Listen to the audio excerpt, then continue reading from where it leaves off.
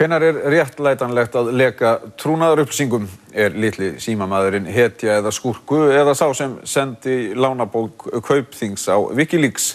Thomas Devine, sérstakur ráðgjafi Bandaríkjastjórnar, hefur unnið með 5.000 uppljóstrurum síðustu 3 áratugina sem hafa komið upp spillingu og lögbrot inn í fyrirtækjum, stofnunum og í stjórnsýslunni. Þóra Arnórsdóttir ræddi við Devine í dag en hann telur nauðsynlegt að tryggja réttarstöðu uppljóstrara. Welcome to the program, Mr. Devine. I'd like to start by asking you for the definition of a whistleblower. What is it? What is a whistleblower? Well, whistleblowing, like truth or beauty, is all in the eye of the beholder. Depending on my actions, a whistleblower can be a hero or a traitor to me. The legal definition is a person who discloses information that they reasonably believe is evidence of illegality, abuse of power, threats to public health or safety. That's the legal definition. The way I think of it, and the people we help at the Government Accountability Project, are individuals who use free speech rights to challenge abuses of power that betray the public trust. Now, whistleblowers are looked upon as heroes often, but isn't there always the danger that people will actually blow the whistle when it's not appropriate? Oh, of course there is. It's like with any freedom in our society. It can be used to help us achieve our dreams, to be the Achilles heel that exposes corruption, or it can be abused. I've helped over 5,000 whistleblowers since 1979, and it takes all kinds. In fact, the people who are the most well-adjusted and stable and emotionally healthy are not likely to be the ones who beat their head against the power wall. So it's a special kind of person who does it, and that means that sometimes they don't use the best judgment. Sometimes the effect of their work is heroes, and sometimes they're bulls in the china shop. But if we talk about why people blow the whistle, what good can it do in the society? Can't it be of help to make it more transparent? Whistleblowers are for better or worse, they're the pioneers of change. They're the people who keep our society from being stagnant, who won't allow us to stay in a rut of conventional wisdom. And part of whistleblowing is the freedom to protest, where they're the agents of accountability. For example, you can't prosecute corruption without folks who bear witness. They're the people who keep the politicians on their toes, who call the bluffs of the power structure. But I think an even more valuable aspect of whistleblowing is the freedom to warn.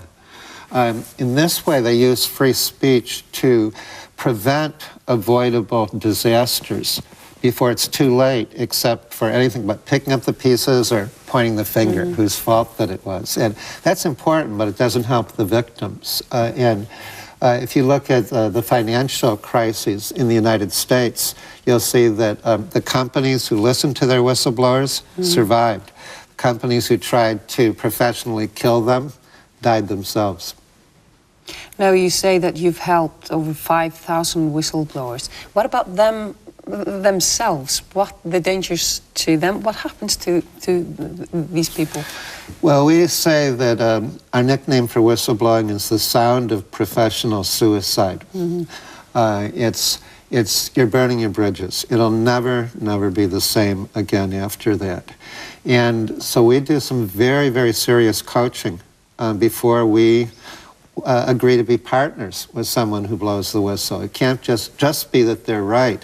Their family has to agree to this with them, or they have to have made a decision to leave their family. But it's tremendous strain, and it's not something where you want to have a marriage breaking up in the middle of it, or lose your children in the middle of it. It's something where we do tremendous coaching of the whistleblower. I play the devil's advocate, and I do everything I can to disprove their charges, because I know the power structure is going to, and until they can defeat me, they're not ready. We tell them that This is probably going to be one of the most serious decisions of your life. Take it seriously. And my first duty when someone comes in and blows the whistle is to try and talk them out of it. Not because I want to succeed, but because I'm not going to be living with the consequences the rest of my life. They are. And I want to make sure their eyes are wide open what they're getting into. Now you say that the companies that listened to their whistleblowers are still standing. Can you give us an example? Sure. Very good examples of that is in the economic collapse in the United States in 2002, 2001, 2002, caused by corruption. At Enron, the vice president, a lawyer who was the vice president, Sharon Watkins, warned the chief executive officer that we're violating the law, we're going to get caught, and this is the road to disaster. At MCI, their chief auditor, Cynthia Cooper, found out they were doing the same thing, and she warned the board of directors about it. Well, at Enron, Mr. Lay, the chief executive officer, Ken Lay's response was to hire an outside law firm and figure out how to get rid of her. At MCI, the board of directors listened, opened up an independent investigation, and confirmed her charges. Well, what happened at Enron? They went bankrupt. Ken Lay was sentenced to jail. His life was ruined so bad he died before he could make it to jail. He's crushed. MCI is one of the more successful, thriving companies in the world today. Whistleblowers make a difference. You could take it almost back to a legend. The king that kills the messenger loses the war. The king that listens to the messenger has a fighting chance to survive. Right. What do you think about the situation in Iceland? We've been having all kinds of leaks, which is something that happens after the crash in October. What do you think of that, like the loan book that was leaked published on WikiLeaks and all that? I want to be very hesitant not to comment on areas where I'm far too ignorant compared to the people who have been living this crisis. But from the symptoms I've studied, this is a product of secrecy. When only a small circle knows the operative facts, the important information, is part of the decision-making process, generally the decisions tend to be for the benefit of just that circle. And the power of whistleblowing is that it enfranchises all the people who are affected by an exercise of power, so that at least they're not taken by surprise. And if they care about it enough, they can organize and start fighting to defend their own interests, which in the case of Iceland is the whole society's interest instead of a tiny circle's.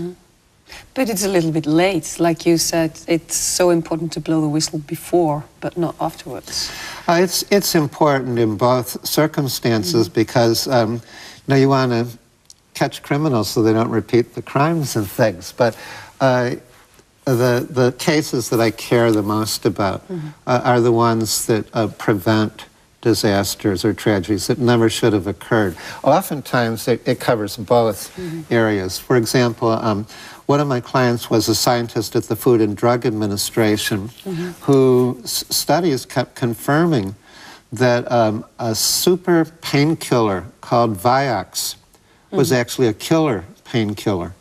In the Food and Drug Administration, our government didn't want the truth to come out because they'd already ruled that it was safe. They'd allowed it on the market officially, according to the United States, this is safe. Well, the scientist, Dr. David Graham, learned that 50,000 Americans had died of unnecessary heart attacks because they took this painkiller. That's about as many Americans as died in the Vietnam War. Only they were killed by a super aspirin that our government said was safe. Well, within a month of him testifying in Congress, the company that made this drug, the Merck Corporation, had to take it off the market. They've been making $1 billion a year in profits, but once the public knew the truth, they were facing $400 billion in lawsuits from the victims' families. And Dr. Graham felt horrible that so many people had already died before he was able to finish his studies, confirm his proof. But we're also grateful at the tens or hundreds of thousands who won't in the future. Thank you very much for coming and talk to us. Oh, thanks for having me.